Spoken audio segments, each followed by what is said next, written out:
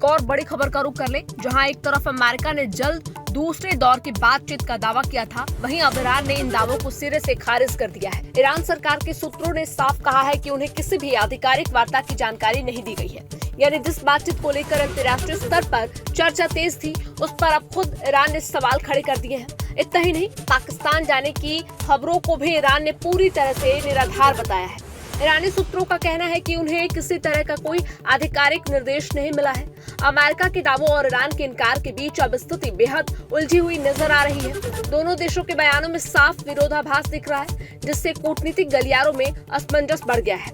Experts का मानना है कि इस तरह के विरोधाभासी बयान न सिर्फ शांति प्रक्रिया को प्रभावित कर सकते हैं, बल्कि क्षेत्रीय स्थिरता पर भी इसका असर पड़ सकता है। फिलहाल न तो किसी आधिकारिक वार्ता की पुष्टि हुई है, न ही अगले दौर की बातचीत को लेकर कोई स्पष्ट तस्वीर सामने आई है। ऐसे में सबसे बड़ा सवाल यही है कि क्या वाकई पीस टॉक आगे बढ़ेगी या फिर ये बातचीत शुरू होने से पहले ही उलझ जाएगी। एक और बड़ी खबर का रुख कर ले, जहां एक तरफ अमेरिका ने जल्द दूसरे दौर की बातचीत का दावा किया था, वहीं अब ईरान ने इन दावों को सिरे से खारिज कर दिया है। ईरान सरकार के सूत्रों ने साफ कहा है कि उन्हें किसी भी आधिकारिक वार्ता की जानकारी नहीं दी गई है।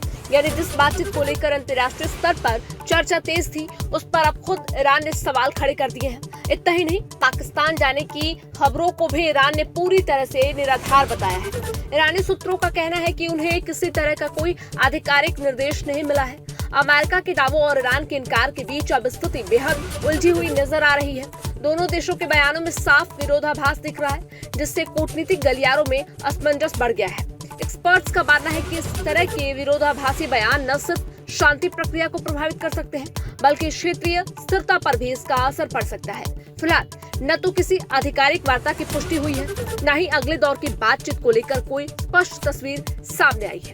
ऐसे में सबसे बड़ा सवाल यही है कि क्या वाकई पीस टॉक आगे बढ़ेगी या फिर ये बातचीत शुरू होने से पहले ही उलझ जाएगी।